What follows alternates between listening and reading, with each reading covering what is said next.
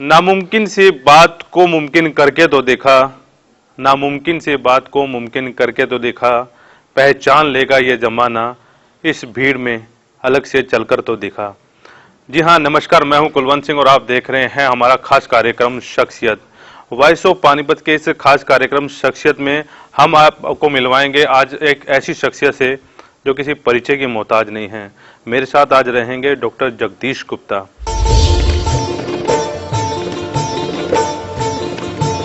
Doctor Jagdish Gupta का जन्म 5 मई 1965 को जींद जिले के दालमवाला गांव में श्री लच्छीराम और श्रीमती नन्नी देवी के घर हुआ।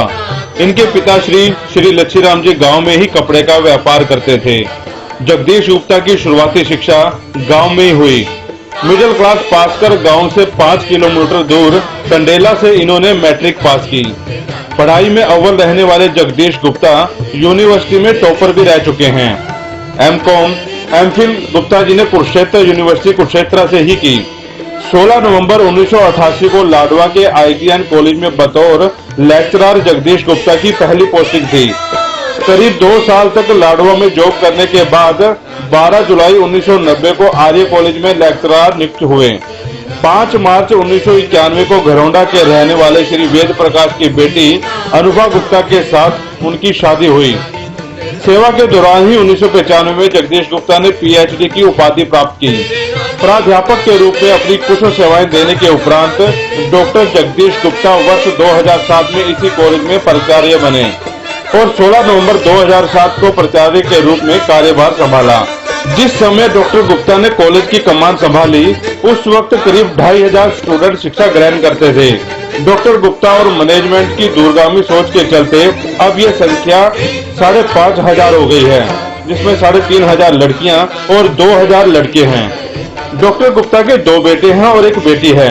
बड़ा बेटा USA में ग्रेजुएशन कर जॉब कर रहा है और छोटा बेटा 11वीं क्लास में शिक्षा ग्रहण कर रहा है। बेटी Ishita Gupta MBA final year में है। डॉक्टर गुप्ता को उनकी कर्मठ कार्यशैली, समाज सेवा व शिक्षा के क्षेत्र में अपने अहम योगदान के लिए अनेक अवार्डों से नवाजा जा चुका है। पूर्व मुख्यमंत्री, पूर्व गवर्नर, वर्तमान मुख्यमंत्री व गवर्नर द्वारा अनेक बार डॉक्टर गुप्ता को शिक्षा रत्न अवार्ड मिल चुका है। आज आर्य कॉलेज उच्च शिक्षा के लिए युवाओं की पहली पसंद बन चुका है। महाविद्यालय में अनुशासित वातावरण, शिक्षा, सांस्कृतिक व खेल कूद के क्षेत्र में अभूतपूर्व उपलब्धियां डॉक्टर जगदीश गुप्ता की मेहनत की पहचान है। UGC ने आर्य कॉलेज को पूरे देश के बेस्ट 149 कॉलेज में रखते हुए CPE अवार्ड से नवाजा है और साथ ही इसी साल इन्हें आउटस्टैंडिंग एजुकेशनल लीडरशिप अवार्ड भी मिला है। तो जिस प्रकार की इनके कार्य हैं, इनकी कार्य प्रणाली है, समय तो परिवार को कम दे पाते हैं, लेकिन हम सबको, मुझे और मेरे बच्चों को इस बात की बहुत खुशी है कि समाज के लिए और बच्चों के लिए जो शिक्षा के क्षेत्र में कर रहे हैं, उससे इतनी ज़्यादा सेटिस्फेक्शन होती है और खुशी होती है कि वो कम समय भी हमें बहुत लगता है और हमें सेटिस्फेक्शन हो जाती है, क्योंकि जब इनकी कामयाबी देखते हैं तो ये लगता है कि अपने बच्चों के लिए तो हर कोई करता है, ये समाज के इतने सारे बच्चों के लिए शिक्षा क्षेत्र में जो बेस्ट पॉसिबल बच्चों को दिया जाना चाहिए, जो एक पेरेंट्स अपने बच्चे के लिए उम्मीद करता है कि मेरा बच्चा स्कूल कॉलेज जाए, तो उसको ये सारी फैसिलिटीज़ मिलनी चाहिए। और ये इतने सारे बच्चों को, लगभग 5500 बच्चों को वो सब कोशिश देने की कोशिश कर रहे हैं कि जो हम अपने बच्चे से उम्मीद करते हैं, तो वो एक बहुत बड़ी संतुष्टि का कार्य, तो वही संतुष्टि ही समय को भर देती है। आइए मिलवाते हैं डॉक्टर जगदीश गुप्ता से और उन्हीं की ही जुबानी सुनते हैं उनके संघर्ष की कहानी। जी हाँ, आर्य कॉलेज के प्राचार्य हैं और जैसा कि मैंने पहले बताया, किसी परिचय का मोहताज नहीं है। बिना देर किए ही आज हम उनसे मिलवाने की कोशिश कर रहे हैं और उनसे जानेंगे पानीपत में आर्य कॉलेज में जब वो आए थे तब उनके हालात क्या थे आर्य कॉलेज के और आज के हालात क्या हैं। बिना देर किए उनसे मुलाकात करा रहे हैं। मेरी मुराद हैं डॉक्टर जगदीश गुप्ता। गुप्ता जी, आपका स्वागत है। धन्यवाद कुलवंत जी। गुप्ता जी, कार्यक्रम शुरू करने से पहले मैं आपका परिचय जानना चाहूँगा। आप कहाँ से बिलोंग करते हैं, आपकी शिक्षा दीक्षा क्या है और कहाँ तक आपने शिक्षा ग्रहण की?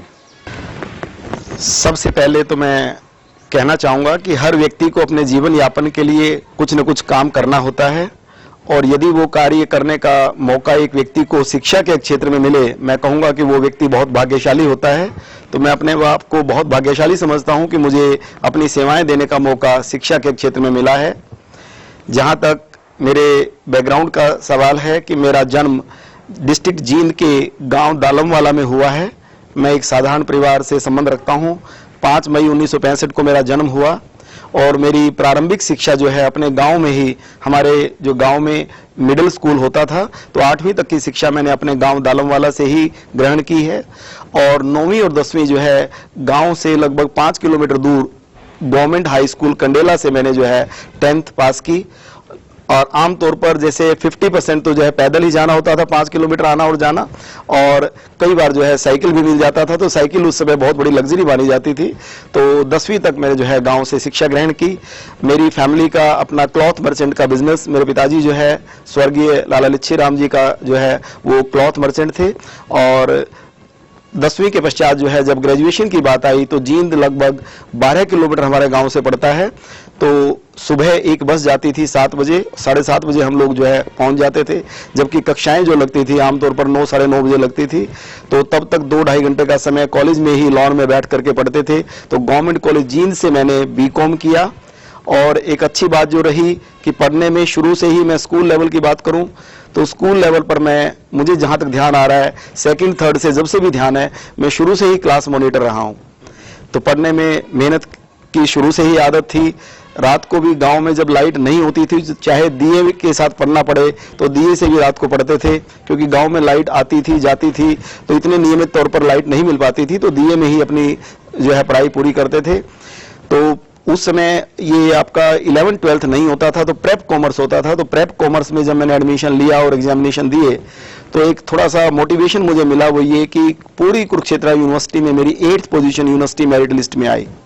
तो निश्चित तौर पर एक बड़ा प्रोत्साहन था। कॉलेज में भी जो एनुअल फंक्शन हुआ, उन्होंने ऑनर किया, बड़ा अच्छा लगा। और वो जो प्रोत्साहन था निश्चित तौर पर मुझे उससे प्रेरणा मिली। और ग्रेजुएशन के दौरान, बीकॉम के दौरान मैं कुरुक्षेत्र यूनिवर्सिटी टॉपर रहा।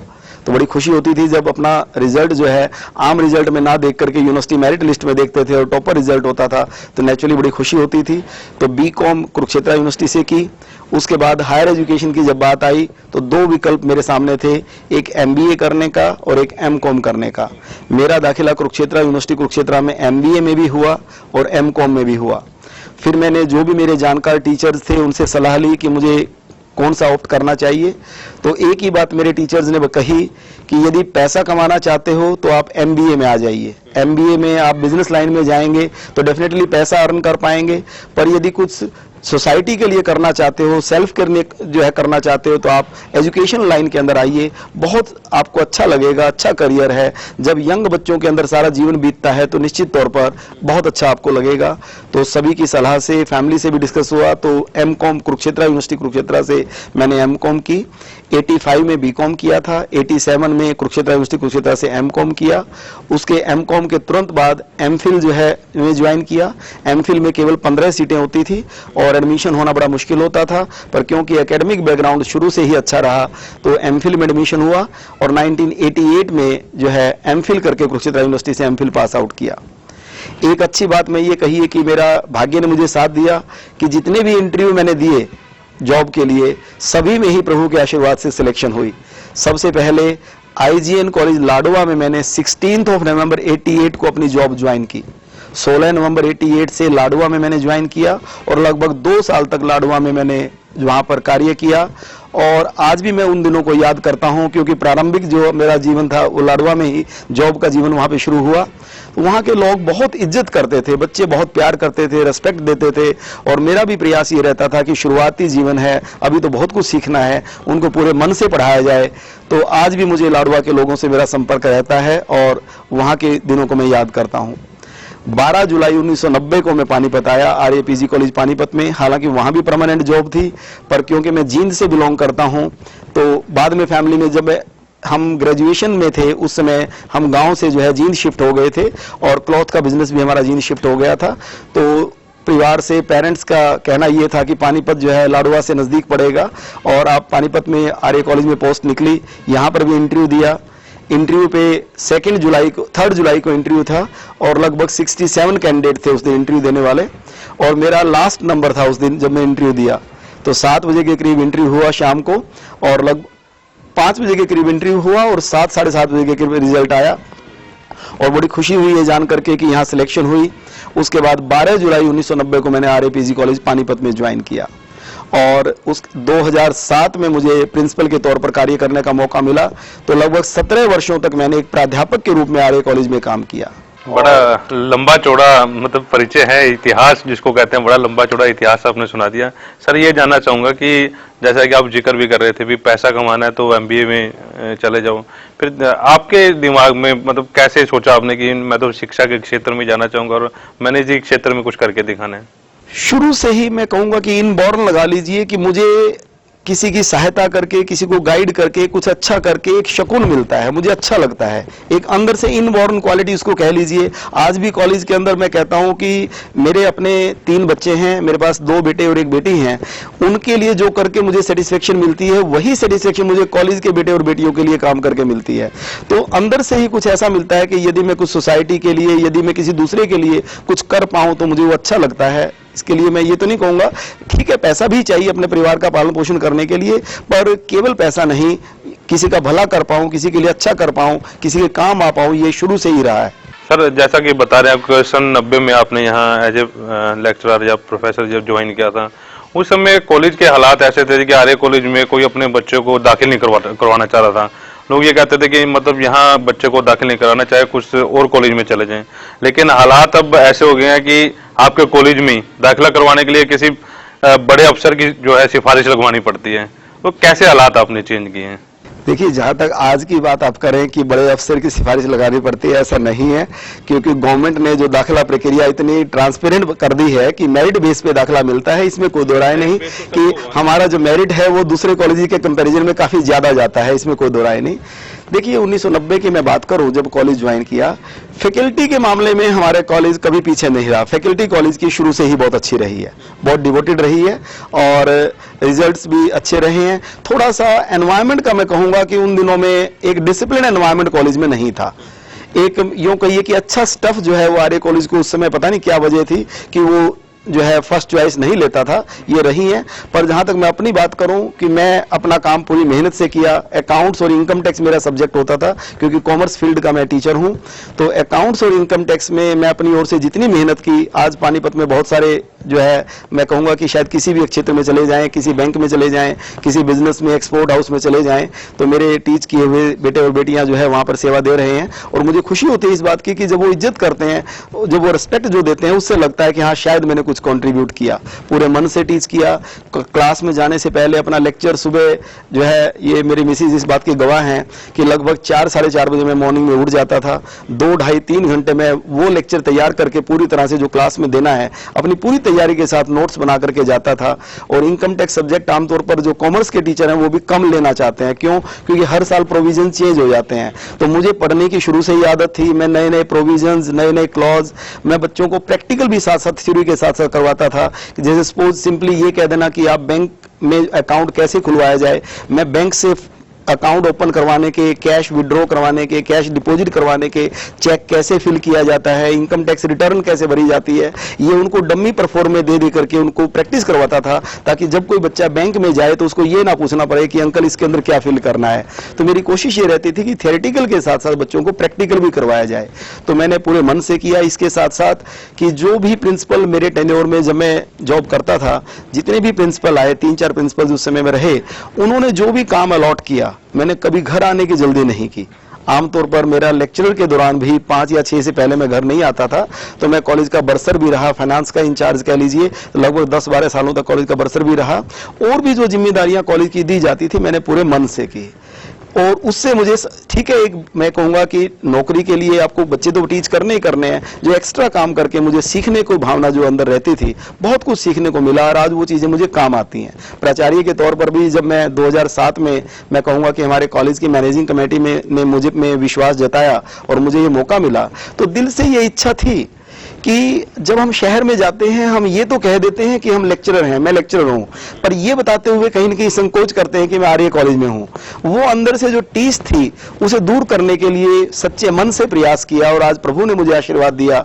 आप सभी की शुभकामनाओं से, सहयोग से जो है आज हम इस मुकाम पर हैं कि शायद जो बच्चे यहाँ से शिक्षा और संस्कार लेकर के निकल रहे हैं वो समाज में अपना एक अहम स्थान रखते हैं। सर, क्या कितना मुश्किल सफर था? मतलब ये जिक्र अभी भी लोग करते हैं कि उस समय की बात है जिस वक्त आप प्रोफेसर हुआ करते थे, बच्चे पढ़ना भी पसंद नहीं करते थे और उनके माँ बाप भेजना भी पसंद नहीं करते थे। तो कितना मुश्किल सफर रहा कि आज 2007 से जब आपने ज्वाइन किया, 2007 से लेकर आज 2017 चल रहा है, कैसे कैसे आपके दिमाग में आइडियाज आते रहे यार? किन किन लोगों की आपने मदद ली इस सारे सफर को लिखते हुए? देखिए, मैं कहूंगा कि 16th ऑफ नवंबर, मैं एक अपनी लकी डेट ही कहूंगा कि 16th ऑफ नवंबर को ही एज अ टीचर मैंने ज्वाइन किया था और 16th ऑफ नवंबर 2007 को जो है एज अ प्रिंसिपल मैंने ज्वाइन किया। और ज्वाइनिंग के बाद देखिए सबसे बड़ा चैलेंज तो यही था कि कॉलेज में एक डिसिप्लिन एनवायरनमेंट जो है बच्चों को दिया जाए कि बच्चा जब घर से आता है, घर पे तो पेरेंट्स उसके केयर टेकर होते हैं, कॉलेज में हम टीचर्स उनके केयर टेकर हैं। तो सबसे पहले तो यही था कि बच्चों को एक सेफ एनवायरनमेंट और डिसिप्लिन एनवायरनमेंट कॉलेज में दिया जाए। उसके लिए हमने एक तो गेट सिक्योरिटी जो है अपनी सुदृढ़ की कि बच्चों की एंट्री, पहले क्या होता था कि बच्चे किसी भी गेट से आ जाते थे, किसी भी गेट से चले जाते थे, आउटसाइडर्स इजीली घूम के चले जाते थे, पता नहीं चल पाता था। तो इसमें हमने एक तो एंट्री और एग्जिट का उनका जो है एक बच्चों को प्रोवाइड करवाया ताकि कोई अनवांटेड एलिमेंट कॉलेज के अंदर एंटर करके हमारे कॉलेज के माहौल को खराब ना कर सके।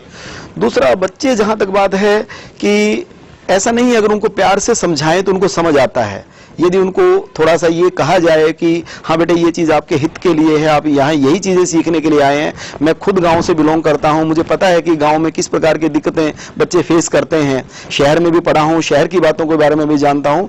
तो बच्चों की काउंसलिंग बहुत की मेरे और मेरे टीचर साथियों ने। प्रोक्टोरियल ड्यूटी मैंने लगाई, स्टाफ को 3-3, 4-4 के ग्रुप में जो है पूरे कैंपस के अंदर ड्यूटी लगाई और जो भी बच्चे ऐसे थे कि जिनको काउंसलिंग की जरूरत है उनको प्यार से समझाया जाता था कि आपके पेरेंट्स इस समय खेत में काम कर रहे होंगे, शॉप पे काम कर रहे होंगे, आपको वो अच्छे कपड़े प्रोवाइड कर रहे हैं, अच्छी सुविधाएं दे रहे हैं, तो प्लीज कुछ चेंज लाइए, कुछ सकारात्मक अपने अंदर लेकर के आइए। तो धीरे धीरे उस काउंसलिंग का इफेक्ट बहुत आया, बच्चों में काफी परिवर्तन आया। और जहां तक शक्ति की बात है, देखिए शक्ति भी जरूरी है। यदि किसी बच्चे ने ये ठान ही लिया हो कि मैंने पढ़ना नहीं है तो उसको शक्ति से भी बर्ताव करना पड़ा। तो मैंने अपने टीचर्स की सहायता से एक लिस्ट बनानी शुरू की कि ऐसे कौन कौन से एलिमेंट हैं जो हमारे कॉलेज के एटमॉस्फेयर को डिस्ट्रॉय करने का प्रयास करते हैं। तो आमतौर पर एक साल के अंदर 15-20 बच्चे ऐसे मिल जाते थे जिनका पढ़ने से कोई लेने देना नहीं होता था, उनको हमने ब्लैक लिस्ट करते थे और अगले साल उनका किसी भी कीमत पर हम कॉलेज में दाखिला नहीं करते थे। ये आज भी बच्चों के अंदर है कि यदि प्रिंसिपल की ब्लैक लिस्ट के अंदर किसी बच्चे का नाम चला जाता है तो मैं किसी टीचर को उसमें यह नहीं कहता कि किस टीचर ने आपका नाम रिकमेंड किया है, अपने ऊपर वो जिम्मेदारी लेकर के उस बच्चे को अगले साल कॉलेज में एडमिशन के लिए हम किसी भी कीमत पर हम अलाउ नहीं करते। ठीक है, उसका करियर खराब नहीं करते, उसको करियर कैरेक्टर सर्टिफिकेट दे देते हैं। किसी दूसरे कॉलेज में वो जाना चाहता है, प्राइवेट पढ़ना चाहता है। और मैं कहूंगा कि लोकल एडमिनिस्ट्रेशन या लोकल पॉलिटिशियंस या मेरी कॉलेज के मैनेजमेंट ने भी कभी मुझे इस काम के लिए कोई दबाव नहीं डाला कि यदि कोई व्यक्ति कॉलेज का डिसिप्लिन खराब कर रहा है, कोई बच्चा ऐसा है जो कॉलेज के लिए उचित नहीं है, तो डेफिनेटली उसको फिर जो है हम कॉलेज में नहीं रखते।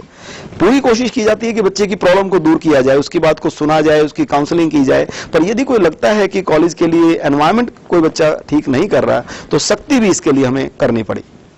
2003 में श्री के.एल. मिगलानी को प्रिंसिपल अपॉइंट किया हमने। उन्होंने इस कॉलेज के जो पेस है उसको एकदम ऊपर लेके गए। उन्होंने बहुत तरक्की की कॉलेज में। जो कॉलेज हमारा 4th पोजीशन में था वो टॉप पे आ गया, हरियाणा के टॉप कॉलेजेस में आ गया। गुप्ता जी 2007 में गुप्ता जी ने ज्वाइन किया। गुप्ता जी के ज्वाइन करने के बाद उसको बहुत ऊपर ले गए। इन्होंने बहुत मेहनत करी, डेडिकेशन से काम किया। जो वर्किंग स्पिरिट, वर्किंग कल्चर, जो वर्क कल्चर मिगलानी साहब सेट कर गए थे, उससे पहले वर्क कल्चर टीम वर्क भी नहीं था, उसको गुप्ता जी ने बहुत बखूबी निभाया, उसको आगे लेके गए। और सब ये टीम वर्क ही है जिसकी वजह से ये सब चीज़ें ऊपर गई हैं। और मैं समझता हूँ कि इसका क्रेडिट गुप्ता जी और सारे स्टाफ को, टीचिंग नॉन टीचिंग सबको जाता है।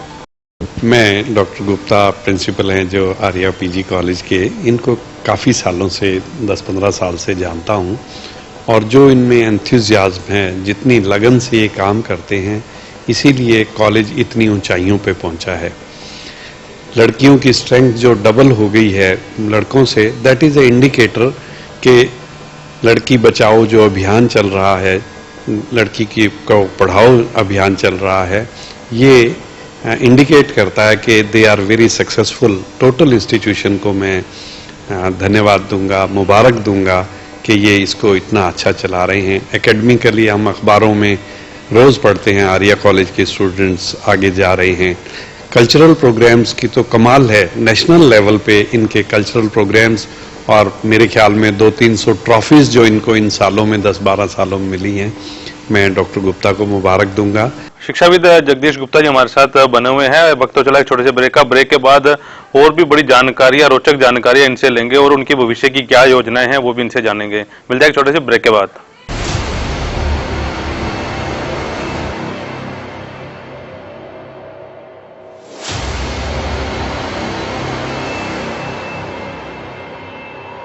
आज हमारा कारवा पहुंचा है वार्ड नंबर 22 में। आज हम इसके तहत वार्ड 21 में आए हैं। इस बार हमारा कारवा पहुंचा है वार्ड नंबर 14 में। आज हमारा कारवा पहुंचा है वार्ड नंबर 12 में। आज हमारा कारवा पहुंचा है वार्ड नंबर 6 में। आज हमारा कारवा पहुंचा है वार्ड नंबर 17 में। हम लोग पहुंचे हैं वार्ड 13 में और आज हमारा कारवा पहुंचा है वार्ड नंबर 24 में। आरटीआई लगा सकते हो बतरा कॉलोनी की, पूरे वार्ड कॉलोनी की। अगर विधायक जी ने एक चबन्नी भी इस वार्ड में दी हो तो मैं आपके पब्लिक के हाथ में इस्तीफा देने के लिए तैयार हूँ। कोई डी प्लान में पैसा लगा है, मैं अभी रिजाइन करूंगा, 5 मिनट नहीं लगाऊंगा। अगर निगम से काम हुआ है तो आपको निगम ऑफिसर से एक बार कंफर्म करना पड़ेगा। वो काम पार्षद के कहने पे होता है तो विधायक के कहने पे होता है। पहली बात तो जी सबसे बड़ा कार्य मैं अपने वार्ड के लोगों के सामने सीना ठोक के कह सकता हूँ, जब मैं आपका 100% विकास करवा दूंगा तब दोबारा चुनाव लड़ूंगा। वो अधिकारी है, वो काम करने के लिए काम करके राजी नहीं है, लेकिन अब जब से सरकार ने अपना रुख सख्त किया है तो अधिकारी भी अब काम करने लगे हैं। कोई गली कच्चे नहीं छोड़ दूंगा, ये वादा है। और अगर मैंने इस कॉलोनी में काम न कराया नहीं तो मैं ना इलेक्शन लड़ता न मैं आगे इनके बाहर जाएगा, कभी कोई किसी भी बात में नहीं जाएगा। मैं आगे इलेक्शन ही नहीं लड़ूंगा अगर शिवनगर में काम ना हो तो। जिस दिन कॉलोनी अथराइज होगी कश्यप कॉलोनी, और मैंने तीनों कॉलोनी के नाम भेजे हूँ लिस्ट में, जिस दिन कॉलोनी अथराइज होगी मैं 2 महीने के अंदर अंदर कश्यप कॉलोनी का निवारण कर दूँ। 2 महीने पब्लिक आगे संकल्प लेके जा रहा हूँ। अगर थोड़ा बहुत किसी का कोई पर्सनल काम हो या सामाजिक काम हो, मैं 1 साल में मुझे पब्लिक का साथ है। जैसे किसी की समस्या है, भाई मेरी गली नहीं बताई, कॉलोनी अवैध बता दिया किसी ने। कॉलोनियां तो सरकार ने अवैध कर रखी है, मैंने नहीं कर रखी। लेकिन लोग याद रखें, उसके लिए मेरी जो प्लान है, मेरा प्लान दोनों साइडों में जो रेलवे ट्रैक है 1 इंच जगह भी मैं कच्ची ना छोड़ूं, वहां पे जो ग्रीनरी ना हो, चारों तरफ पार्क ही पार्क हो।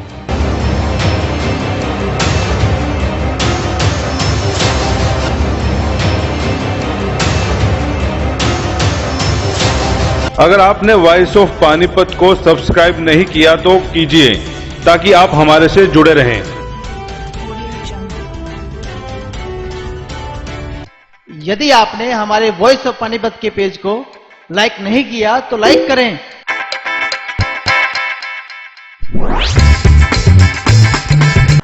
स्वागत है आप सभी दर्शकों का। ब्रेक के बाद आप देख रहे हैं हमारा खास कार्यक्रम शख्सियत में जगदीश गुप्ता जी हमारे साथ बने हुए हैं। गुप्ता जी, जिस समय आप पढ़ा करते थे उस समय इतनी फैसिलिटी नहीं हुआ करती थी। जैसे आप करेंगे साइकिल भी एक लग्जरी चीज माना जाता था और सुबह उठ के पढ़ा करते थे। आज के समय में फैसिलिटी सब है लेकिन बच्चे पढ़ना नहीं चाहते। क्या है ये डिफरेंट, क्या आया है बच्चों में, ये चेंज क्या है? नहीं, देखिए मैं इस बात से सहमत नहीं हूं कि बच्चे नहीं पढ़ना चाहते। बिल्कुल बच्चे पढ़ना चाहते हैं, उनको अच्छा एनवायरनमेंट चाहिए। ठीक है, समय बदला है, उस समय अलग टाइप की सुविधाएं थी, आज अलग टाइप की सुविधाएं हैं। आज बात करें, जैसे हर पेरेंट्स को ये रहता है कि बच्चे मोबाइल के ऊपर अपना टाइम थोड़ा सा ज़्यादा वेस्ट करते हैं, पर यदि हम टीचर्स और पेरेंट्स मिलकर के काउंसलिंग करें, क्योंकि पेरेंट्स ये सोच करके केवल अपनी जिम्मेदारी से दूर नहीं हो सकते कि हमने इसका एडमिशन जो है किसी स्कूल या कॉलेज में करवा दिया और उसके बाद हम निश्चिंत हैं, ऐसा नहीं है। पेरेंट्स को भी अपनी जिम्मेदारी का एहसास जो है करना होगा। तो हम टीचर्स और पेरेंट्स यदि बच्चों को समझाएं तो आज के समय में जो सुविधाएं बच्चों को इंटरनेट के माध्यम से, मोबाइल के माध्यम से जो मिल रही हैं, उनको केवल मैं कहूँगा कि क्लास में ही नहीं, हमें किसी वर्ड का मीनिंग अगर ढूंढना होता था तो हम लाइब्रेरी में जाकर के डिक्शनरी ढूंढते थे, फिर उस वर्ड का मीनिंग देखते थे। आज आपके एक क्लिक के ऊपर उसका मीनिंग अवेलेबल है। तो आज नेट के माध्यम से हम चाहें तो केवल इंडिया की ही बेस्ट यूनिवर्सिटीज का नहीं, वर्ल्ड की यूनिवर्सिटीज के का उस टॉपिक के बारे में नॉलेज की एक्सेस हम कर सकते हैं। तो सीखने के लिए बहुत कुछ है। तो बच्चा, जहां तक मैं समझता हूं, देखिए मैं शुरू से ही, शायद कुछ लोग इस बात को लाइक करें या ना करें, मेरा अपना मानना तो ये है कि यदि बच्चों के अंदर कोई कमी रहती है तो उसके दोषी पेरेंट्स और हम टीचर्स हैं।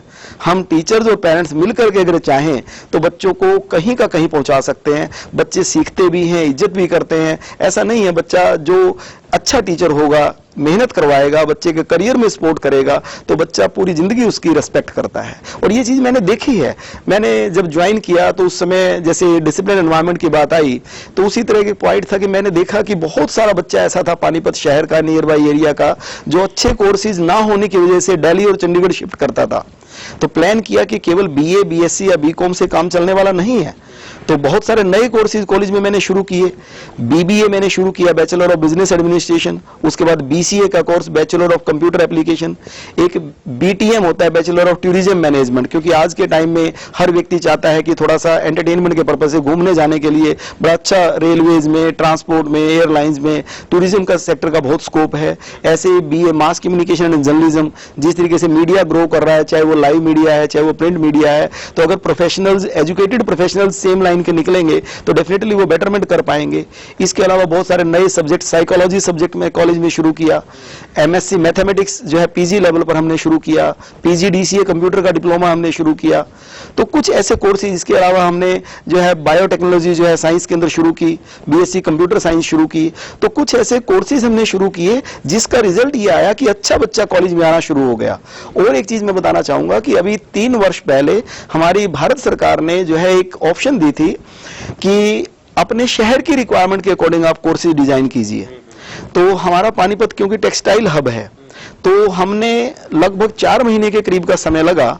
मैंने और एक टीचर हैं हमारे यहाँ, बड़े सीनियर टीचर हैं, डॉक्टर संतोष टिक्कू, तो उनने मिलकर के लगभग 3-4 महीनों में हमने पानीपत में, क्योंकि टेक्सटाइल से रिलेटेड काम है, तो एक B voc, bachelor of vocation textile and fashion designing और एक इंटीरियर डिजाइनिंग, ये 3 ईयर डिग्री कोर्सेज हैं पूरे। तो इनका सिलेबस बनाया, यूनिवर्सिटी भेजा, गवर्नमेंट ऑफ इंडिया को यूजीसी भेजा, वहां से हमारे ये कोर्सेज अप्रूव हुए और गवर्नमेंट ऑफ इंडिया ने इनको स्पॉन्सर किया। और मैं कहूंगा कि शायद भारत में आर्य कॉलेज पानीपत पहला कॉलेज होगा जिन्होंने ये जो B voc programme textile and fashion designing और इंटीरियर डिजाइनिंग के शुरू किए। 50-50 सीटें हैं। आप देखेंगे कॉलेज के अंदर बहुत सुंदर लैब्स बनी हुई हैं। जितने पानीपत के रिनाउंड एक्सपोर्टर्स हैं उनके पास में गया कि आपको जो बच्चे अपने अपॉइंट करते हो उनके अंदर किस प्रकार की स्किल्स आप चाहते हो। उन्होंने बताया कि जैसे जो इंटीरियर डिजाइनिंग वाले हैं कि उनको ऑटोकैड आनी चाहिए, उनको ये वाला सॉफ्टवेयर का नॉलेज होना चाहिए। तो वो सारी चीजें हमने उस सिलेबस के अंदर हमने डाली और वो सिलेबस कुरुक्षेत्र यूनिवर्सिटी में अप्रूव हुआ। और पूरे इंडिया लेवल पर जो सिलेबस आर्य कॉलेज पानीपत ने फ्रेम किया था, जहां पर भी B voc textile and fashion designing है और बी वॉक इंटीरियर डिजाइनिंग है, हमारा बनाया हुआ सिलेबस वहां पर इंप्लीमेंट हुआ। और आज मुझे खुशी है कि एक भी बच्चा हमारे इन कोर्सेज का अनएम्प्लॉयड नहीं है। जो ट्रेनिंग करते हैं पानीपत के सारे रिनाउंड एक्सपोर्टर, आपके ही आर्य कॉलेज पानीपत के सारे एलमने रहे हैं, यहीं से पढ़े हुए हैं, तो वहां पर वो ट्रेनिंग करते हैं और वो इस बात के लिए तारीफ करते हैं कि आपके बच्चे जो निकल करके आ रहे हैं बहुत कुछ उनको नॉलेज होता है प्रैक्टिकल, जो हमें सिखाना पड़ता था पहले बच्चों को, आपके यहाँ से सीख करके आते हैं। जो मशीनें जिन पर वो एक्चुअल में काम करते हैं, जो कंप्यूटर के अंदर सॉफ्टवेयर हैं, आप देखेंगे एक बार, मैं कहूंगा कि आप जरूर विजिट करें हमारी जो लैब्स हैं। इतनी हमने अल्ट्रा मॉडर्न लैब्स बनाई हुई हैं, सारी मशीनें हमने वो ली हुई हैं जिन पर एक्चुअल में बच्चों को काम करना होता है। तो ये हमारा बहुत अच्छे कोर्सेज रहे। तो अच्छे कोर्सेज जब उनको लोकल लेवल पर मिले तो निश्चित तौर पर जो अच्छा बच्चा बाहर मूव करता था वो हमारे कॉलेज को मिलना शुरू हो गया। तो निश्चित तौर पर ये एक बड़ी उपलब्धि मैं कहूंगा। और एक चीज और मैं कहूंगा कि वर्ष 2010 जो है हमारे कॉलेज के लिए कहूंगा कि एक बहुत अच्छा रहा। नेशनल लेवल पर यूनिवर्सिटी ग्रांट्स कमीशन ने ऑल ओवर इंडिया के ऑलमोस्ट 30,000 कॉलेजेस का सर्वे किया। सारी हर तरीके से एकेडमिक लेवल पर, कल्चरल लेवल पर, स्पोर्ट्स लेवल पर, इंफ्रास्ट्रक्चर लेवल पर उन्होंने सर्वे करके भारतवर्ष के बेस्ट 149 कॉलेजेस सिलेक्ट किए और आपका कॉलेज उन बेस्ट 149 कॉलेजेस में से एक रहा। तो निश्चित तौर पर centre with potential for excellence का स्टेटस जो है आर्य कॉलेज पानीपत को मिला, ये बहुत बड़ी उपलब्धि है। तो मैं अपनी कॉलेज मैनेजमेंट का, कॉलेज स्टाफ का, सभी पेरेंट्स का, सभी बच्चों का शहरवासियों का जो है मैं कहूँगा उनकी शुभकामनाओं के लिए धन्यवाद करना चाहूँगा कि हरियाणा में केवल 6 कॉलेजेस जो है centre with potential of excellence में आए थे, जिनमें आर्य कॉलेज पानीपत एक रहा। तो धीरे धीरे जो इस प्रकार के प्रयास थे उन्होंने फल लाना शुरू किया। जब अच्छा बच्चा कॉलेज में बच्चों के लिए धीरे धीरे एक मैं कहूँगा कि प्राथमिकता बन गई, फर्स्ट प्रेफरेंस बन गई।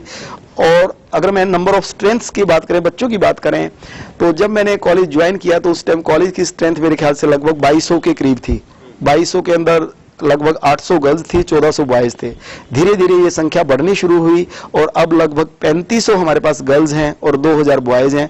5500 स्टूडेंट्स जो है कॉलेज में इस टाइम एजुकेशन ले रहे हैं। बिल्कुल 55,000 बच्चे यहाँ शिक्षा ग्रहण कर रहे हैं।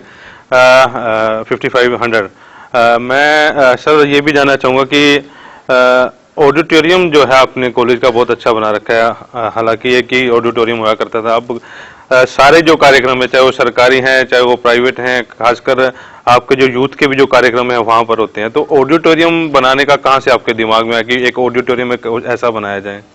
देखिए, आपने बात की थी कि जब आप प्रिंसिपल बने तो आप यहाँ तक कैसे पहुंचे या इस मुकाम को कैसे हासिल किया, तो ये सभी चीजें फेजेज में चली हैं। एकेडमिक एनवायरनमेंट की बात मैंने आपसे की कि अच्छे कोर्सेज को लेकर के आए। एक एकेडमिक से साथ साथ एक चीज और ऐड करूंगा कि हमने फैकल्टी अपॉइंटमेंट के ऊपर किसी प्रकार का कोई कॉम्प्रोमाइज नहीं किया। मैं अपनी कॉलेज मैनेजमेंट का इस बात के लिए धन्यवाद करना चाहूंगा, खासकर जो मुझे सहयोग मिलता है हमारे प्रेसिडेंट जो मैनेजिंग कमेटी के माननीय श्री रविंद्र गुप्ता जी और जनरल सेक्रेटरी श्री सुरेंद्र शिंगला जी। उन्होंने एक ही बात कही कि डॉक्टर साहब कॉलेज को आगे लेके जाना है तो फैकल्टी के जो अपॉइंटमेंट है उसके ऊपर हम कोई कॉम्प्रोमाइज नहीं करेंगे, चाहे सरकार का किसी प्रकार का दबाव हो, चाहे किसी पॉलिटिशियन का दबाव हो, कोई हम इसमें चाहे रेगुलर अपॉइंटमेंट है चाहे कॉन्ट्रेक्चुअल अपॉइंटमेंट है, जो बेस्ट फैकल्टी है वो हम लोगों ने कॉलेज में अपॉइंट की। रेगुलर वो क्लासेज लेते हैं, रेगुलर बच्चों को मन से टीच करते हैं, तो रिजल्ट जो है उसका परिणाम बहुत अच्छा आता है। और एकेडमी की मैं कंप्लीट कर देता हूं कि जब मैंने ज्वाइन किया 2007 में एज प्रिंसिपल, तो उस टाइम कॉलेज में 6 बच्चे यूनिवर्सिटी मेरिट लिस्ट में आते थे, टॉप 10 की लिस्ट में। धीरे धीरे ये संख्या इंक्रीज हुई, 6 से हम 20 पे आए, 50 पे आए, 100 पे आए, 150 पे आए, 200 पे आए। लास्ट ईयर 2016-17 के जो रिजल्ट आए हैं, 222 स्टूडेंट्स कॉलेज के ऐसे हैं जिन्होंने यूनिवर्सिटी की टॉप 10 के अंदर अपना स्थान बनाया है। और टॉप 10 के अंदर भी अगर आप किसी भी कक्षा का रिजल्ट उठा के देख लीजिए, जब कुरुक्षेत्र यूनिवर्सिटी का कोई भी रिजल्ट आता है तो पहले 10 बच्चों की जो सूची जारी की जाती है, आमतौर पर उसके अंदर 6, 7, 8 बच्चे आर्य कॉलेज के होते हैं। तो जैसे लास्ट ईयर में देख रहा था, 15 बच्चे ऐसे थे जो यूनिवर्सिटी टॉपर थे, 15 क्लासेज के बच्चे, 2nd, 3rd, 4th पोजीशन जो है। तो निश्चित तौर पर उसके लिए हमने उनको और इंक्रीज करने के लिए एनुअल फंक्शन पर बच्चों को अच्छे अच्छे प्राइजेस भी दिए, उनको कैश इंसेंटिव भी दिए, कॉलेज की ओर से उनको बुक्स प्रोवाइड कराई, फुल सेट जो है, फीस के अंदर भी उनको जो है प्रोत्साहन दिया गया। तो बच्चों को जब मान सम्मान मिला, अच्छे बच्चों को लगा, उनके लिए जहां तक टीचर्स को भी मैंने कहा कि इन बच्चों के लिए कोई एक्स्ट्रा क्लासेज अगर लेनी पड़ती है तो आप वो भी लीजिए, कहीं कमी नहीं रहनी चाहिए। तो ये प्रयास रहे एकेडमिक लेवल पर। अब बात आपने की ऑडिटोरियम की। देखिए, एकेडमिक्स के साथ साथ कॉलेज का इंफ्रास्ट्रक्चर जो है वो भी समय के अनुकूल उसको भी दुरुस्त करना जरूरी था। शुरुआत मैंने की 2007 से ही यज्ञशाला के निर्माण से। हमारा आर्य कॉलेज है, पर आर्य जो हम जो है सिद्धांत उनको अपनाते हैं, पर कॉलेज में यज्ञशाला नहीं थी। मेरे मन ने कहा कि जब हम आर्य कॉलेज में जॉब करते हैं, बच्चों को आर्य संस्कार हमने देने हैं, तो हवन की परंपरा जो है कॉलेज में होनी चाहिए। सुनने में आता है कि लगभग 20-25 साल पहले दीक्षित जी के समय में हवन हुआ करता, पर हमने अपने समय में नहीं देखा था। तो यज्ञशाला बनी। सबसे पहला हवन उस समय तत्कालीन जो मुख्यमंत्री थे भूपेंद्र सिंह जी हुड्डा, उन्होंने उसको इनॉग्रेट किया था और पहला हवन उनके शुभ हाथों से हुआ था। उसके बाद नियमित रूप से कॉलेज में हर मंडे को ये हवन होता है। सभी बच्चे उसके अंदर क्रमवार शामिल होते हैं। मैंने एक सिस्टम बनाया हुआ है कि हर क्लास जो है मॉर्निंग में 9 से 9:45 का जो समय है, टीचर जो है वो यजमान होगा और उस पूरी क्लास को लेकर के आएगा। और वहां पर जो पुरोहित हम आर्य समाज से बुलाते हैं, आर्य समाज बड़ा बाजार से, वो अपने जो है पूरे मंत्रोच्चारण के साथ यज्ञ कराते हैं, हवन कराते हैं। धीरे धीरे इंफ्रास्ट्रक्चर में और सुधार की जरूरत थी। ऑडिटोरियम की जहां तक बात है, मेरा अपना मानना यह है कि देखिए, बच्चे के अंदर टैलेंट तो होता है, पोटेंशियल होता है, पर उसे वो पहचान नहीं पाता जब तक उसको प्लेटफॉर्म ना मिले, मंच ना मिले। बच्चे को मंच देना जरूरी था। अगर हम मंच देने के लिए हर समय टेंट वाले को बुलाते हैं, खर्चा तो होता है, साथ में एनर्जी भी लगती है। टेंट लगवाएं, चेयर्स लगवाएं, 1 या 2 फंक्शन उसमें कर लेंगे, तो कॉस्टली अफेयर था। तो ऑडिटोरियम बनाने का अंदर से मन हुआ कि एक ऐसी चीज बनाई जाए कि जिसका फायदा अपने कॉलेज के साथ साथ शहर को भी हो और कॉलेज के बच्चों के अंदर ये आए कि मेरी दिल से इच्छा ये है कि कॉलेज का हर बच्चा स्टेज के ऊपर आए, और चाहे वो एकेडमिक्स में, चाहे वो कल्चरल में, कहीं ना कहीं किसी न किसी एक्स्ट्रा करिकुलर एक्टिविटीज के अंदर वो परफॉर्म करे, और उसका आज परिणाम भी मिला है। कल्चरल एक्टिविटीज की मैं बात करूं कि Kurukshetra university Kurukshetra zonal youth festival करवाती है। जोनल यूथ फेस्टिवल में हम पीछे आमतौर पर कभी एक आइटम में, कभी 2 आइटम में, कभी 3 आइटम में जो है हमारा पार्टिसिपेशन होता था और जो है पोजीशन आती थी। धीरे धीरे ये संख्या हमने बढ़ानी शुरू की, और आज मुझे ये खुशी है इस बात की कि जोनल यूथ फेस्टिवल जिसमें लगभग 65 कॉलेजेस पार्टिसिपेट करते हैं, लास्ट 9 ईयर्स से हम ओवरऑल ट्रॉफी विनर हैं, लगातार 9 सालों से। मेरे को प्रिंसिपल बने हुए 10 साल हुए हैं। पहले साल जब हमने ज्वाइन किया, क्योंकि धीरे धीरे पकड़ बनानी थी, तो पहले साल 2nd पोजीशन पर हम लोग आए थे, और उसके बाद से प्रभु के आशीर्वाद से आज पिछले 11 वर्षों से, लगातार 10 वर्षों से जो है वो ओवरऑल ट्रॉफी विनर है जोनल लेवल पर। उसके बाद इंटर जोनल लेवल की बात करें, जिसमें लगभग 362 कॉलेजेस पार्टिसिपेट करते हैं, लास्ट 4 ईयर्स से आपका ये कॉलेज ओवरऑल ट्रॉफी विनर है। बहुत सारे आइटम, लगभग 32 जो है आइटम्स होती हैं, एक ग्रुप आइटम्स भी हैं, इंडिविजुअल आइटम्स भी हैं। बहुत मेहनत, बच्चे लगभग 2-2 महीने के लिए उसके लिए तैयारियां करते हैं। और एक चीज और बताऊंगा मैं कि इनके साथ साथ हमने 2 बार जो है मैंने अपने टेन्योर में जोनल यूथ फेस्टिवल का आयोजन अपने कॉलेज में करवाया है, जिसमें सारे कॉलेजेस आते हैं, और प्रयास किया कि एक अच्छा लोगों को जो है, और सभी ने ये कहा कि अगर जो यूथ फेस्टिवल करवाना है तो कॉलेज वालों ने करवाया कि वैसे वैसे करवाया जाए। और उसके अंदर अच्छी बात मैं बताना चाहूंगा कि दोनों बार मैंने जो जिम्मेदारी दी अरेंजमेंट की, वो बच्चों को दी ज्यादा। फैकल्टी उनको ऑब्जर्व करती थी, गाइड करती थी, पर जो मेन जिम्मेदारी थी बच्चों को दी। मुझे बड़ी खुशी है इस बात की कि यूथ फेस्टिवल स्टेज पर चल रहा हो, गर्ल्स और बेटियां डांस कर रही हों, अच्छे अच्छे कार्यक्रम हंसी मजाक के चल रहे हों, और कॉलेज के बच्चे गेट के ऊपर डिसिप्लिन की ड्यूटी दे रहे हों। उनसे अगर मैंने राउंड लेते हुए पूछा कि बेटा थोड़ा सा टाइम वहां भी लगा लो, नहीं सर हमारा कॉलेज है, हम पहले सबसे पहले ये देखेंगे कि यहाँ की ड्यूटी जरूरी है हमारे लिए। तो आमतौर पर कुछ मैं कहूंगा प्रिंसिपल या कुछ लोग कह देते हैं कि बच्चे ज्यादा हैं, हम लोग परेशान हैं। मेरे लिए रिवर्स है। मैं अपने कॉलेज के सभी बच्चों को अपनी स्ट्रेंथ मानता हूं। एक एक बच्चे के अंदर ये फीलिंग है कि ये मेरा कॉलेज है। आज मैं ये चीज मैं कहता हूं, बड़े फक्र से ये बात कहता हूं कि हर बच्चे के अंदर ये भावना है कि ये हमारा कॉलेज है, ये मेरा कॉलेज है। मैं बच्चों को एक बात जरूर कहता हूं कि बेटे मेरे कहने से कोई आर्य कॉलेज बेस्ट नहीं होगा। मैं उस दिन मानूंगा जिस दिन आप जिंदगी में सफल होकर के इस सोसाइटी के अंदर अपना कुछ नाम बनाओगे, कुछ ऐसा करोगे जिसको सुन के हमें लगे कि हाँ ये हमारा विद्यार्थी रहा है। तो अच्छे संस्कार देना, अच्छी शिक्षा देना, ये हम टीचर्स का काम है, और उसके लिए मैं प्रयासरत हूं, मेरी पूरी टीम प्रयासरत है। तो इंटर जोनल की बात आई, उसके बाद इंटर जोनल के बाद हमारा एक जो है नेशनल लेवल पर यूथ फेस्टिवल होता है। नेशनल यूथ फेस्टिवल पिछले 3 सालों से कभी 3 आइटम में, कभी 4 आइटम में आर्य पीजी कॉलेज पानीपत जो है वो प्रथम स्थान पर है। और उससे भी ऊपर की बात करें तो एक साउथ एशियन कंट्रीज का जो है अभी लखनऊ में इंटरनेशनल यूथ फेस्टिवल हुआ, जहां पर आपके कॉलेज के जो विद्यार्थी हैं उन्होंने अपने देश भारत का प्रतिनिधित्व किया, और वहां पर वो प्रथम स्थान पर जो है आकर के कॉलेज का नाम उन्होंने रोशन किया। अभी इस बार भी हमारे कॉलेज के लगभग 20 विद्यार्थी हरियाणवी ऑर्केस्ट्रा के हैं जो फर्स्ट रहे थे नेशनल लेवल पर, और इस बार वो फरवरी के महीने में श्रीलंका जाएंगे गवर्नमेंट के खर्च पर, और अपने देश इंडिया को रिप्रेजेंट करेंगे।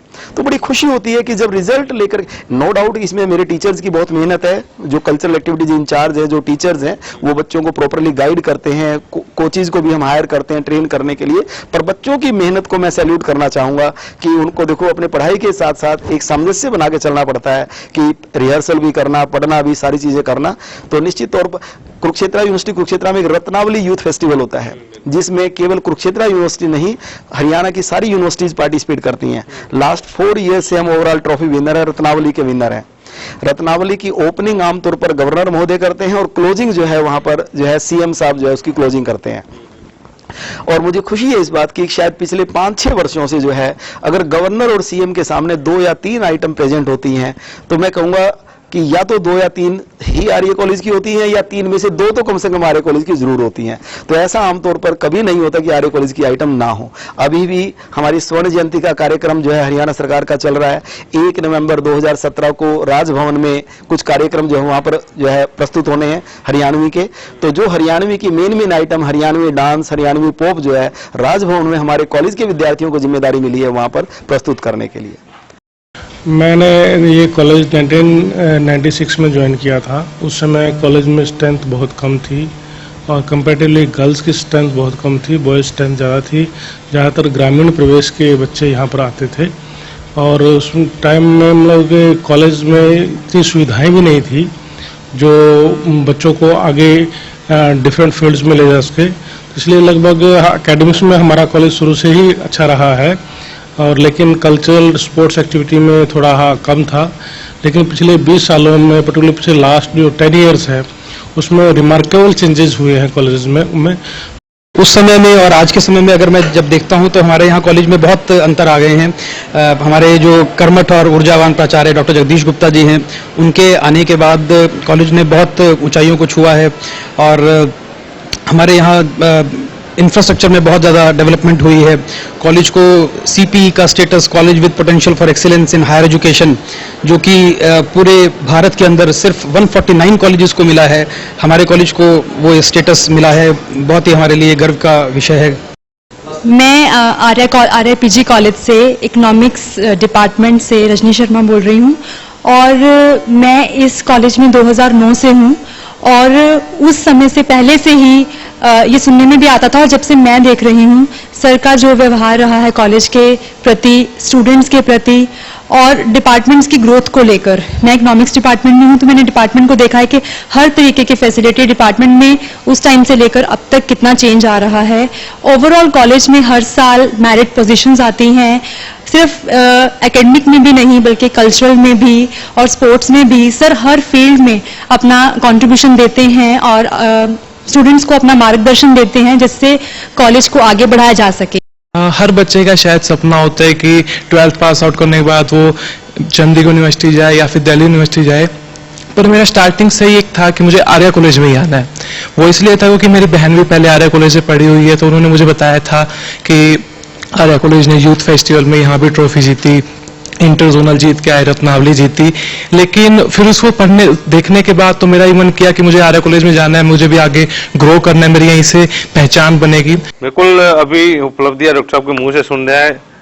जब से उन्होंने ज्वाइन किया है अब तक का उन्होंने इतिहास भी बता दिया, भविष्य की क्या और योजनाएं हैं, क्या उनके दिमाग में विजन चल रहा है और क्या सोचते हैं ये, और इनके फैमिली बैकग्राउंड के बारे में पता करेंगे, फैमिली को ये कितना टाइम दे पाते हैं। मिलते हैं एक छोटे से ब्रेक के बाद फिर चलेंगे डॉक्टर जगदीश गुप्ता जी के पास। अगर आपने वॉइस ऑफ पानीपत को सब्सक्राइब नहीं किया तो कीजिए ताकि आप हमारे से जुड़े रहें। यदि आपने हमारे वॉइस ऑफ पानीपत के पेज को लाइक नहीं किया तो लाइक करें।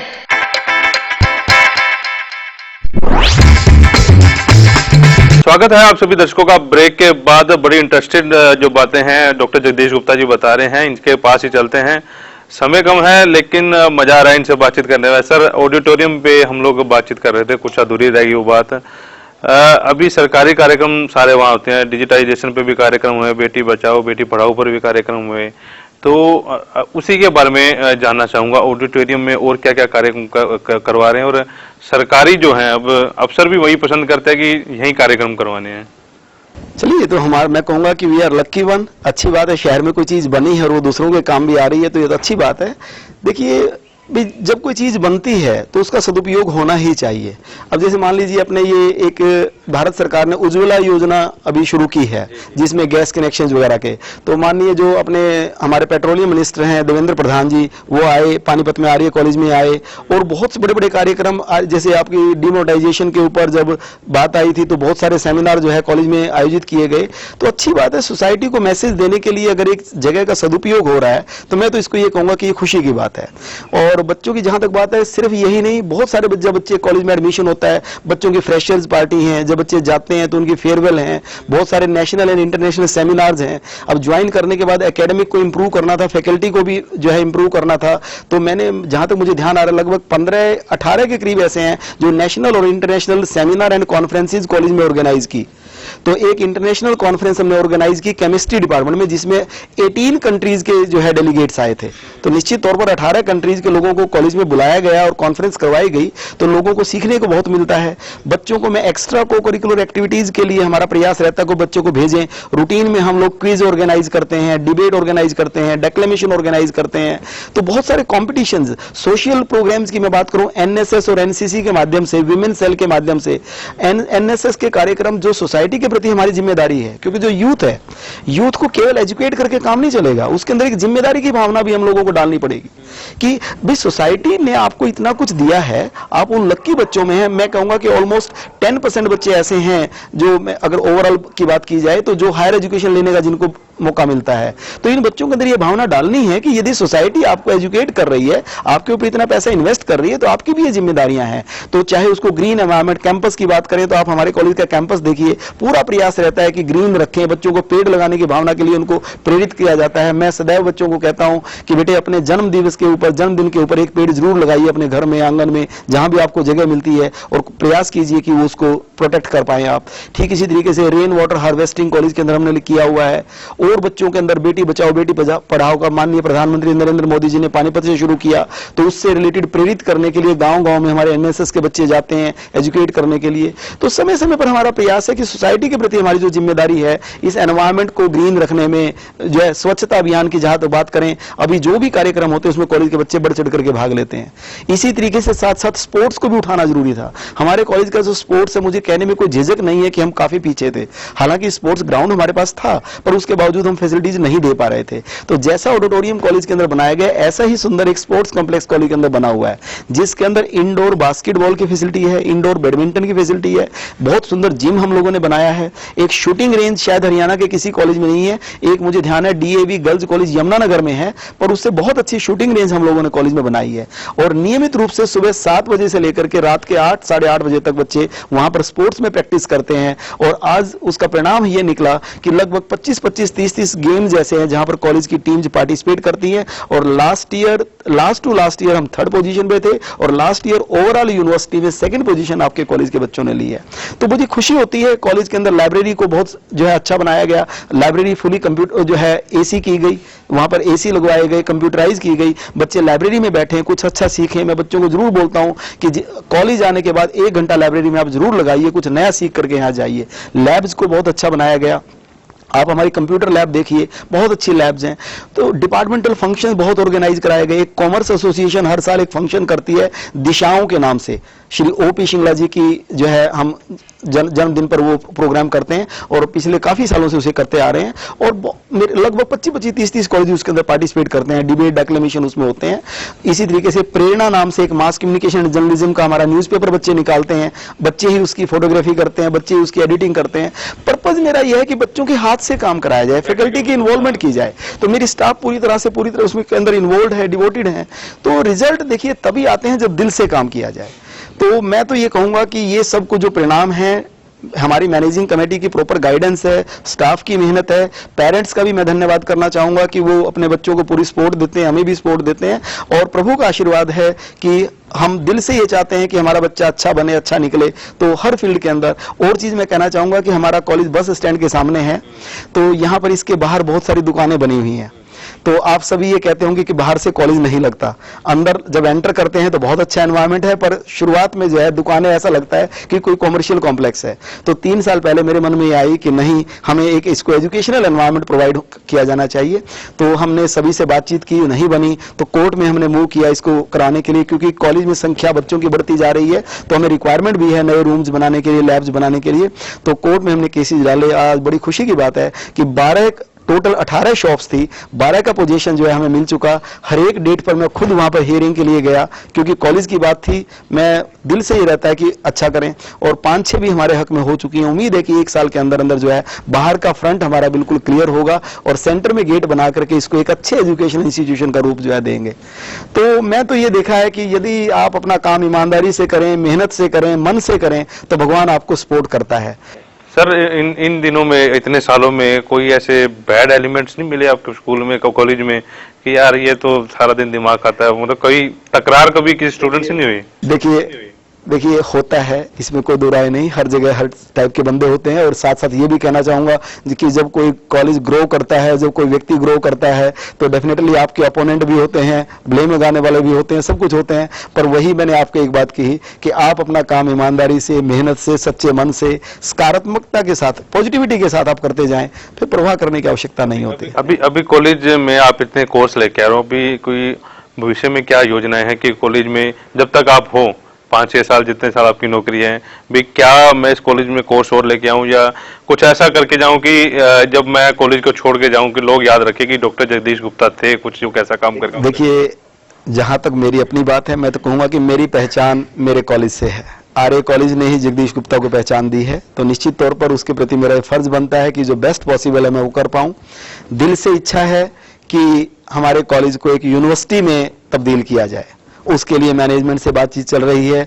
जो भी कोर्सेज, इंफ्रास्ट्रक्चर जो भी डेवलप किया जा रहा है वो इस एंगल से किया जा रहा है कि आने वाले समय में, क्योंकि गवर्नमेंट का भी मैं देख रहा हूं कि जैसे कुरुक्षेत्र यूनिवर्सिटी है, बहुत सारे कॉलेजेस उसके अंडर हैं, तो उतना मैनेज करना संभव नहीं आता। गवर्नमेंट की स्कीम्स भी ऐसी हैं कि आने वाले समय में धीरे धीरे डिसेंट्रलाइज किया जाएगा, तो 100 कॉलेजेस को 60-70 कॉलेज को मिला के यूनिवर्सिटीज बनाई जाएंगी। तो मैं उम्मीद करता हूं और मैं कहूंगा कि प्रभु मुझे इतनी शक्ति दे भी जो है आर्य कॉलेज को जो है आर्य यूनिवर्सिटी में तब्दील करने का बहुत जल्द मौका मिले, और निश्चित तौर पर इसके लिए जितने भी कोर्सेज लाने होंगे, जो भी इंफ्रास्ट्रक्चर डेवलप करना होगा वो किया जाएगा। और एक अच्छा एहसास मुझे होगा कि जिस दिन ऐसा कर पाया तो निश्चित तौर पर मुझे बहुत खुशी होगी। सर, आमतौर पर कुछ गरीब परिवारों से भी बच्चे हैं जिनके पास पैसा नहीं है और पढ़ाई करना चाहते हैं, उनके लिए आप कैसे मैनेज करते हैं? देखिए, जहां तक गरीब परिवारों की बात है कि ये बात सभी बच्चे जानते हैं कि फीस की वजह से या पैसे की वजह से कोई बच्चा हमारे कॉलेज से पढ़े बगैर नहीं जा सकता। उसके लिए जहां से मर्जी मैनेज करना पड़े। एक अच्छी बात, बहुत सारे बच्चे ऐसे हैं जो पे नहीं कर सकते। अभी पिछले 6-7 साल पहले मेरे मन में बात आई कि शहर के बहुत से समृद्ध लोग हैं, उनसे बातचीत की तो लगभग 15 के करीब लोग ऐसे हैं जो हर साल 20-21 हज़ार रुपए या 31,000 रुपए के करीब एनुअल सब्सक्रिप्शन देते हैं। हमने बैंक में उसका अलग से एक अकाउंट खुलवाया हुआ है, और जो भी फादरलेस बच्चे होते हैं, खासकर बेटियां या बेटे जो अफोर्ड नहीं कर पाते, उनको एडमिशन के समय में किसी को 5,000, किसी को 8,000, किसी को 10,000, जहां जिसकी जितनी जरूरत है उसको फाइनेंशियली हेल्प करते हैं। मेरी फैकल्टी भी इस मामले में बहुत अच्छी है। यदि मैं किसी को बुला करके कहता हूं कि ये बच्चा फीस पे नहीं कर सकता, तो वो उसको ऑन कर लेते हैं, अडॉप्ट कर लेते हैं और उसकी फीस वो भरते हैं। तो मैं कहता हूं, बिल्कुल खुले मन से मैं बोल रहा हूं, कोई भी बच्चा अगर आके ये कहता है कि मैं फीस पे नहीं कर सकता, तो उसे हम ये नहीं कहेंगे कि पढ़ाई छोड़ दीजिए। उसके पैसे का इंतजाम करने के लिए या हम खुद करेंगे या फैकल्टी से कराऊंगा या जो है कहीं से अरेंज करेंगे। पैसा अरेंज हो जाता है, पैसा कोई बहुत बड़ी चीज नहीं है। चलो सर, ये तो रही प्रोफेशनल जिंदगी की बात। अब कुछ निजी जिंदगी में बात की जाए तो परिवार में आप फिर फैमिली में कितना समय दे पाते हैं? सुबह कितने बजे उठते हैं? कॉलेज भी जाना होता है, कुछ फैमिली को भी समय देना पड़ता है। तो पहले तो ये जानना चाहूंगा कि फैमिली में आपके कौन कौन है, बच्चे क्या करते हैं, आपके जो मिसेज है वो क्या करती हैं, और कितना समय दे पाते हैं?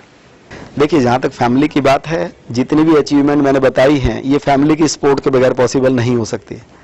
मेरी जो मैरिज है वो 5 मार्च 1991 को हुई। मेरी मिसेज अनुभा गुप्ता हैं, ये यहीं साथ में ही घरौंडा से बिलोंग करती हैं, और ये हमारे कॉलेज के साथ ही आर्य गर्ल्स पब्लिक स्कूल है, वहाँ पर वाइस प्रिंसिपल हैं। और मैं कहूँगा कि मैं जो कुछ कर पा रहा हूँ उसमें उनका बहुत बड़ा सहयोग होता है। हमेशा वो मुझे मोटिवेट करती हैं, प्रेरित करती हैं, और कहीं भी कोई दिक्कत आती है कोई, तो वो हमेशा, मैं कहता हूँ कि यदि किसी पॉइंट पर मैं ढीला होता हूँ तो वो ढीला नहीं होने देते। वो हमेशा कहते हैं नहीं आप कर लेंगे, मुझे पूरा विश्वास है, आप इसको आगे लेके बढ़िए, समझो। तो उनकी बहुत सपोर्ट रहती है। आमतौर पर लेडीज की ये शिकायत रहती है कि आप लेट क्यों आते हैं। मेरे घर में ऐसा नहीं है। मेरे घर में आमतौर पर 7, 7:30 या 8 तक अगर मैं नहीं आऊं तो कोई ऐसी बात नहीं, उनको पता है कि हाँ कॉलेज का काम कर रहे होंगे। तो फैमिली की सपोर्ट मुझे पूरी मिलती है। मेरे पास 2 बेटे 1 बेटी हैं। बड़ा बेटा मेरा अभी ग्रेजुएट हुआ है, उसने यूएसए की एक बहुत ही प्रतिष्ठित यूनिवर्सिटी है, university of Illinois Urbana champagne में, वहां से उसने डबल ग्रेजुएशन की है, तो अभी उसने जॉब ज्वाइन की है। बेटी मेरी एमबीए फाइनल ईयर में है, ओपी जिंदल ग्लोबल यूनिवर्सिटी जो सोनीपत में है, वहां से उसने बीबीए एमबीए किया है, और छोटा बेटा अभी 11th में आया है। तो सभी फैमिली मेंबर्स बहुत कोऑपरेटिव हैं, बहुत सपोर्टिव हैं। बच्चे तो रादर मुझे जो है ये कहते हैं कि पापा आगे की आपकी और क्या प्लान है। तो निश्चित तौर पर वो मुझे कहते हैं कि जरूर प्लीज एजुकेशन सेक्टर में आप आए हैं, और आज के यूथ को जो है बहुत बड़ी जिम्मेदारी है। जब आप एजुकेशन सेक्टर में प्रिंसिपल के उस पे हैं तो आप बहुत कुछ कर सकते हैं, तो आप और कीजिए, कुछ अच्छा कीजिए, जिससे बच्चों को लगे कि हाँ हमें यहाँ से बहुत कुछ सीखने को मिला। फैमिली सपोर्ट मुझे बहुत ज्यादा है। कभी इनकी शिकायत ये ना, नो डाउट कि कई बार प्रोग्राम ऐसे होते हैं, कहीं बाहर जाने का प्रोग्राम है, शादी में जाने का प्रोग्राम है, लंच डिनर या मूवी में जाने का प्रोग्राम है। कई बार कॉलेज की असाइनमेंट्स की वजह से जो है, जैसे खासकर संडेज की बात करें तो आमतौर पर फैमिली एक्सपेक्ट करती है कि संडे को समय उनको उनको मिलना चाहिए, पर कोई न कोई ऑडिटोरियम में या कॉलेज में कार्यक्रम हो जाता है और वहां जाना पड़ जाता है। ठीक है, एक क्षण के लिए उनको फील होता होगा, पर उनको थोड़ा सा समझाया जाए तो समझ जाते हैं। तो फैमिली की सपोर्ट मुझे पूरी मिलती है, इसमें कोई दो राय नहीं। फैमिली मेरी बहुत बड़ी स्ट्रेंथ है और निश्चित तौर पर उनकी वजह से मैं आगे बढ़ पाता हूं। चलते चलते बस आपसे ये एक संदेश उन बच्चों के लिए लेना चाहूँगा जो बच्चे माँ बाप का पैसा जाया कर रहे हैं, कॉलेज तक आते नहीं लेकिन घर में कॉलेज का नाम लेके आते हुए कॉलेज में पढ़ने जा रहे हैं, उन बच्चों को क्या संदेश देना चाहेंगे? देखिए, ऐसे बच्चों को तो मैं यही कहना चाहूंगा कि बेटे यही 3-4 साल आपके जो है आपकी जिंदगी को तय करेंगे कि आप कहाँ पहुंचेंगे। प्लीज आपके पेरेंट्स बहुत मेहनत करके आपको यहाँ तक भेजते हैं, अपनी जिम्मेदारी का एहसास कीजिए। इन 4-5 सालों में अगर आप मेहनत कर लेंगे तो कोई भी ताकत ऐसी नहीं है जो आपको रोक पाएगी। बहुत उज्जवल भविष्य आपके सामने है। यदि आप मेहनत करेंगे तो बहुत कुछ अचीव आप कर सकते हैं। अपॉर्चुनिटीज की कमी नहीं है। आज हमारे देश, हम भारत की बात करें तो सारा वर्ल्ड भारत के युवाओं की ओर देख रहा है। अपने देश को आगे ले जाने की जिम्मेदारी आप बच्चों के ऊपर है। तो अपने पेरेंट्स की, अपने टीचर्स की, अपने सोसाइटी की, अपने शहर की जो एक्सपेक्टेशंस है उनके ऊपर खरा उतरिए। मेहनत करोगे तो आप सब कुछ पालोगे। इन 4-5 सालों में जो पसीना आप बहाएंगे तो निश्चित तौर पर पूरी जिंदगी आप उसका खाएंगे, उसका आप जो है उसके अच्छे रिजल्ट मिलेंगे। और जिंदगी के अंदर अपना एक सकारात्मकता लेकर के आइए, पॉजिटिविटी लेकर के आइए, क्योंकि देखने का नजरिया जब आपका पॉजिटिव होगा तो सब चीजें आपको अच्छी लगेंगी। मैं पूजा बीकॉम ऑनर्स है। आज मुझे इस कॉलेज में लगभग 1.5 साल हो गया और पहले दिन जब मैं इस कॉलेज में आई थी सबसे पहले मैं प्रिंसिपल ऑफिस गई थी और यहाँ पर आकर मुझे सबसे बेस्ट चीज उस दिन लगा कि हाँ, ये तो इस कॉलेज में सबसे बेस्ट जगह है। और आज 1.5 साल बाद भी मेरे व्यूज 1% भी चेंज नहीं हुए, क्योंकि हो सकता है बच्चों में इशू हो सकता है कहीं ना कहीं कभी थोड़ी बहुत प्रॉब्लम, लेकिन प्रिंसिपल सर के पास मैं इतनी सी भी प्रॉब्लम लेके आई हूँ ना तो सर ने हमेशा मुझे एक स्माइल के साथ भेजा है। और हमारी फ्रेशर्स पार्टी पे ना सर ने सबके सामने मुझे इतना मोटिवेट किया, मुझे इतना अच्छा लगा और सर ने मुझे ये दिखाया कि सर हमेशा मेरे साथ है। हमारे साथ हैं और मेरे को लगता है कि मेरी टेन्योर में जो मैं आई हूँ here for the last 31 years, तो मेरी टेन्योर में कम से कम 3 प्रिंसिपल हो रहे हैं और मेरे को बहुत अच्छा लग रहा है इनके अंडर काम करते हुए। और वैसे ऑन द होल हम देखें कि पूरे जो बाकी हमारे डिपार्टमेंट्स हैं, जितने भी हमारे डिपार्टमेंट्स हैं, सभी को पूरी सोचती है काम करने की।